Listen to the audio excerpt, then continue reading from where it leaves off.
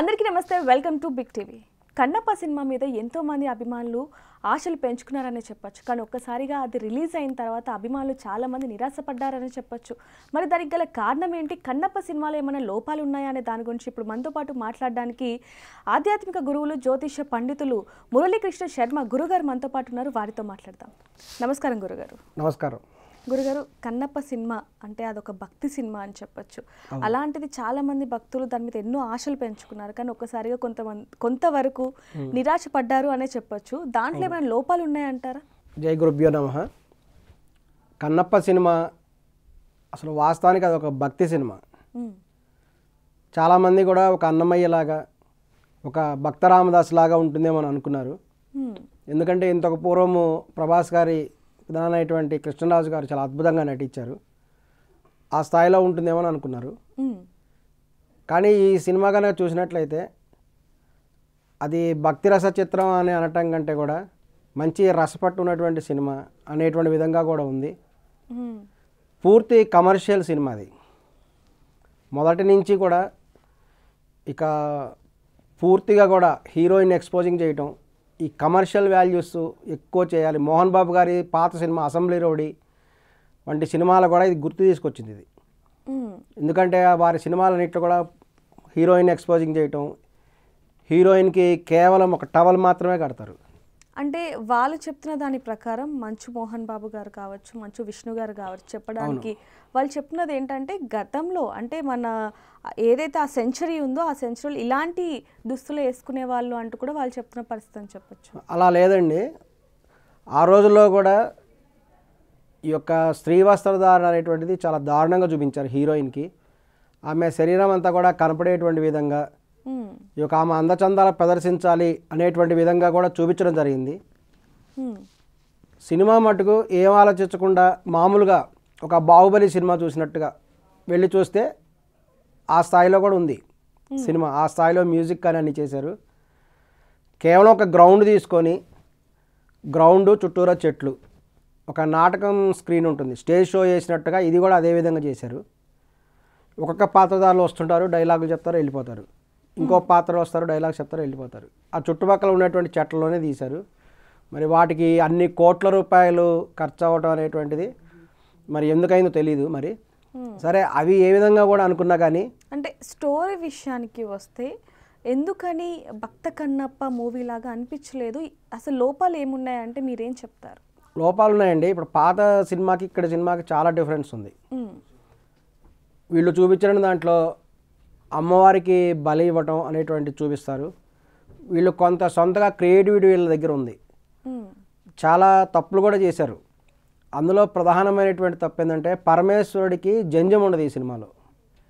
ఇది అత్యంత దారుణమైనటువంటి తప్పది. అది ఎవ్వరు కూడా హర్షించరు. చివరికి ఎంతోమంది పండితులతో మాట్లాడాం, సలహాలు తీసుకున్నాం అని చెప్పారు. శ్రీకాళహస్తి ప్రధాన అర్చకుల పేర్లు కూడా వేశారు. సో వాళ్ళకి అభినందనలతో, వాళ్ళకి కృతజ్ఞతలు అని చెప్పేసి. మరి శ్రీకాళహస్తి ప్రధాన అర్చకులు ఏం చేస్తున్నారు, అక్కడ ఉండేటువంటి ఇతర అర్చక స్వాములందరూ ఏం చేస్తున్నారు, వీళ్ళందరూ ఈ సినిమా చూడలేదా? చూడాల్సిన అవసరం ఉంది కదా.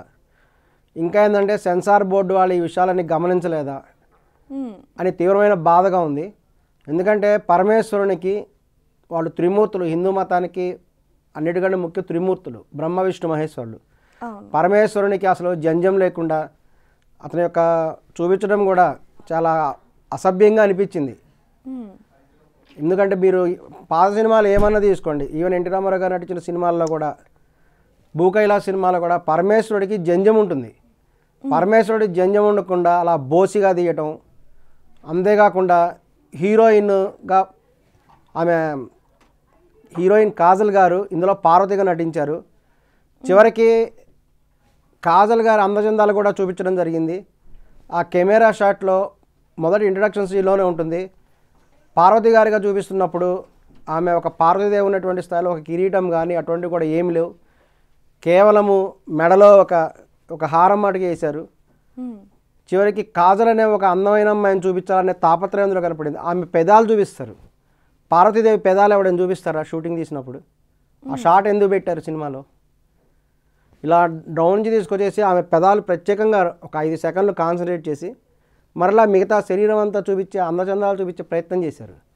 ఇది చాలామందికి బాధించింది. ఇప్పుడు సాక్షాత్తు పార్వతీదేవి క్యారెక్టర్ కదా ఆమె వేసింది, ఆమెని అలా పెదాలు చూపించాల్సిన అవసరమే ఉంది. అట్లా అసభ్యంగా చూపించారు. చివరికి పక్కన పరమేశ్వరుడు ఉంటే ఆయనకి జంజం లేదు. ఆయన జంజం లేకుండా అసలు చాలా చాలా ఇబ్బందిగా అనిపించింది. అది చూసి చాలా బాధపడ్డాము. మరి దీని మీద కాళహస్త్రి ప్రధాన అర్చకుల్ని, అక్కడ ఉండేటువంటి అర్చకులందరినీ కూడా ప్రశ్నిస్తున్నాము. మీరు ఈ సినిమా చూసారా చూడలేదా? మరి చూడకపోతే మీకు వాళ్ళు ఎందుకు కృతజ్ఞతలు చెప్పారు? మీకు అవసరం కూడా ఉంది అని కూడా తెలియజేస్తున్నాను. ఎందుకంటే వారు భక్తి దాంట్లో వాళ్ళ కార్యక్రమాలు వాళ్ళు ఉండొచ్చు. కానీ ఈ విధమైనటువంటి సినిమాలు చూసినప్పుడు, కాళహస్త్రి మీద సినిమా చూసినప్పుడు తప్పనిసరిగా చూడాల్సిన అవసరం ఎంతో ఉంది. వాళ్ళు కొంత సమయం తీసుకొని వాళ్ళు ఏమైనా సలహాలు సూచనలు చేస్తే బాగుండేది. మరి మోహన్ బాబు గారు ఇంత తప్పెందుకు చేశారనేది కూడా అర్థం కాలేదు. మీరు సినిమా చూసారండి? అది సినిమా నేను మొదటి ఆట చూడటం జరిగింది. అయితే అంటే అందులో ఉన్న క్యారెక్టర్స్ పక్కన పెడితే స్టోరీ విషయానికి వస్తే అసలు ఎలా అనిపించింది? దాంట్లో ఏమైనా తప్పులు ఉన్నాయా? వాళ్ళు క్లియర్గా ముందే డిక్లరేషన్లో, ఈ మధ్య దురదృష్టకరమైన విషయం ఏంటంటే ప్రతి సినిమాకు ముందు ఒక డిక్లరేషన్ ఇస్తారు, ఇందులోటువంటి పాత్రలో ఎవరికి సంబంధం లేదు అని చెప్పేసి ఒక డిక్లరేషన్ ఇస్తారు. కానీ వాస్తవమైన పాత్రలు ఇవి అందరికీ తెలిసిన విషయమే. మన చట్టంలో ఉన్న లోపం అది. ఇక కన్నప్ప సినిమా తీసినప్పుడు కూడా కన్నప్ప సినిమా ప్రేరణతో ఇది ఒక కల్పిత గాథ అనే డిక్లరేషన్ మొదట ఇస్తారు. డిక్లరేషన్ వాళ్ళు స్క్రీన్ మీద అది వస్తుంది. సో వాళ్ళు కల్పిత గాథ అని చెప్తున్నారు. వాస్తవానికి ఉన్నటువంటి దాన్ని వీళ్ళు మొత్తం మార్చేయడం జరిగింది. మార్చేశారు. ఇంకా చూపించడం కూడా చాలా అసభ్యకరంగా చూపించారు. అంటే ఏం మార్చారు? మెయిన్గా కన్నప్ప సినిమాలో కన్నప్ప క్యారెక్టర్ చేసిన విష్ణు గారు ఏమన్నా పొరపాట్లు చేశారా? స్టోరీ ఏం మార్చారు? స్టోరీ అంటే అందులో వాళ్ళందరూ వచ్చేసేసి ఇది కాపాడుతున్నా చెప్పడం, ఆయన ఒక రకంగా దాచిపెట్టుండి కేవలం ఒక బ్రాహ్మణుడు మాత్రమే పూజ చేస్తున్నారు అనే విధంగా కూడా చూపించారు. అక్కడ మోహన్ బాబు గారు ఆ క్యారెక్టర్కి అస్సలు నచ్చలేదు. ఎందుకంటే మీకు నచ్చలేదా? బ్రాహ్మణుడు అనేటువంటి వాడు అంతా స్ఫురద్రూపిగా ఉండి ఆ స్థాయిలో ఉన్నాడు. కానీ వారు వచ్చినప్పుడు కూడా వారు ఎవరిని రానివ్వలేదు, ఆయన ఒక్కరే పూజ చేసేవారు అని చెప్పడం కూడా నిజంగా హాస్యాస్పదం. అది ఆ విధంగా ఏం జరగలేదు. వాస్తవానికి ఆయన ఎంతో భక్తి శ్రద్ధతో పూజ చేసేవాళ్ళు, చాలా శ్రద్ధగా కూడా జరిగింది. ఈ సినిమాలో మొదటి నుంచి కూడా వాళ్ళు తీవ్రమైనటువంటి ఇబ్బందులు పెట్టారు. కేవలం ప్రభాస్ గారి గురించి కూడా చాలామంది సినిమా చూడటం జరిగింది. ప్రభాస్ గారి వల్ల అంత ఓపెనింగ్స్ వచ్చినాయి. అంటే అసలైన భక్త కన్నప్పలో ఉన్న స్టోరీ ఏంటి అసలు? ఈ సినిమాలో ఉన్న స్టోరీ ఏంటి అంటే మీరేం చెప్తారు? భక్త కన్నప్ప అనేటువంటి అతను కాళహస్తి ప్రాంతంలో ఉండేవాడు. అతను కూడా చిన్నతనం నుంచి కూడా చాలా నాస్తికుడిగా ఉండేవాడు. పరమేశ్వరుని నమ్మకుండా ఉండి ఆ విధంగా కొంతకాలం గడిపిన తర్వాత ఒకరోజు అతనికి కూడా జ్ఞానోదయం అవుతుంది. పెళ్లి చేసుకున్న తర్వాత జ్ఞానోదయం అవుతుంది. జ్ఞానోదయం అయిన తర్వాత పరమేశ్వరుడికి పూర్తిగా లీనమవుతాడు.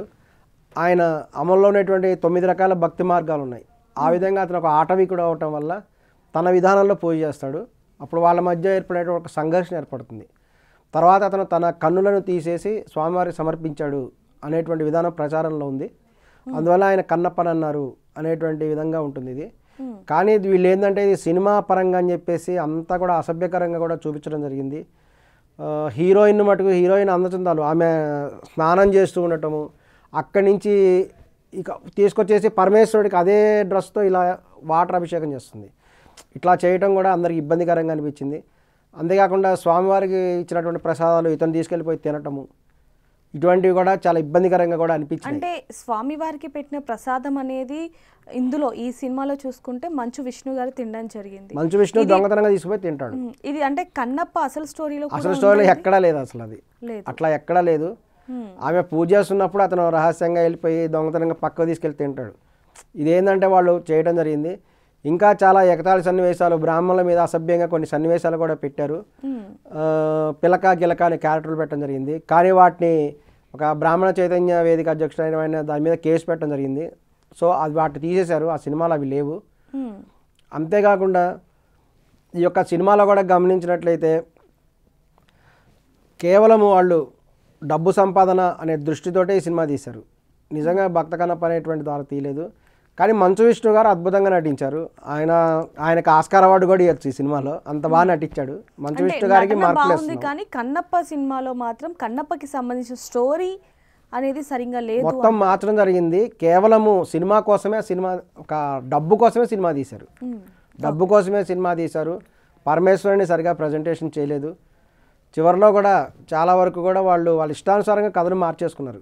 ఇష్టానుసారంగా చేసుకోవటము, ఒక జంతువు యొక్క అస్థి పంజరంతో బాణం తయారు చేస్తాడు, ఇవన్నీ కూడా చూపించడం జరిగింది. వీటన్నిటితో కాకుండా మేము ఎక్కువ బాధపడినటువంటి విషయం ఏంటంటే ఈ యొక్క పెద్ద పెద్ద హీరోలు ఎవరైతే ఉన్నారో భక్తిరస చిత్రాలు నటించేటువంటి వాళ్ళు, స్వర్గీయ పెద్ద ఎన్టీ రామారావు గారు వీళ్ళందరూ కూడా నటించినప్పుడు కూడా కొన్ని నియమాలను పాటించేవాళ్ళు. ఒక భక్తిరసమైన చిత్రం వాళ్ళు యాక్ట్ చేస్తున్నప్పుడు తప్పనిసరిగా వాళ్ళు శాకాహారం తింటూ కొన్ని నియమాలను పాటించేవాళ్ళు. కానీ మంచు విష్ణు గారు విపరీతమైన ట్రోలింగ్ గురయ్యారు ఇందులో. ఆయన శుభ్రంగా నేను నటించినంతకాలం కూడా 2 పూట్లు నాన్ వెజ్ తిన్నానని చెప్పడం జరిగింది. ఇది నిజంగా దురదృష్టకరమైన విషయము. మరి మోహన్ బాబు లాంటి వాళ్ళు ఈ విషయాన్ని కూడా ఖండించాలి. అంటే అభిమానులు కూడా నిరాశ చెందడానికి గల కారణాలు ఇవి కూడా ఉన్నాయంటారా? ఖచ్చితంగా ఉన్నాయి. మొదట ఏంటంటే సినిమా మీద పాజిటివ్ టాకే వచ్చింది. ఇప్పుడు ప్రభాస్ గారి నటన అయితేనేమి, మోహన్ లాల్ గారి నటన అయితేనేమి అందరూ కూడా చాలా బాగా చేశారు. మనం పాతదానితో కంపేర్ చేయకుండా ఒక ఫ్రెష్ కథలాగా చూసినట్లయితే, మరి తనికెళ్ళ భరణి గారు ఈ కథను అందించాలని చెప్పారు. మరి తనికెళ్ళ భరణి గారు ఆయన కథ ఈ విధంగా రాశారో తెలియదు. మరి ఒక బాహుబలి కానీ ఒక రాజుల సినిమా వంటి దాంట్లో చూసినట్టయితే అది సరిపోతుంది. కానీ వీళ్ళు ఏంటంటే ఒక చరిత్రకు సంబంధించిన దాన్ని వక్రీకరించడం కూడా జరిగింది. ఇప్పుడు లేటెస్ట్గా ఎవరైనా పిల్లలు చూస్తే ఓహో ఇలా జరిగింది కావాలని అనుకుంటారు. ఆ విధంగా కూడా చేయడం జరిగింది. అంతేకాకుండా ఆయన మొత్తం నాన్ వెజ్ తింటాను, నాన్ వెజ్ తిని ఆ యొక్క పాత్రలో నటించాను అని చెప్పడం కూడా నిజంగా బాధాకరమైన విషయం. వీటన్నిటి వల్ల కూడా పరమేశ్వరుని యొక్క ఆగ్రహం కూడా కలిగింది. దానివల్లే సినిమా మొదట్లో చాలా బాగా కలెక్షన్స్ వచ్చినప్పటికి కూడా క్రమక్రమంగా కూడా కలెక్షన్స్ కూడా తగ్గుతూ వస్తున్నాయి.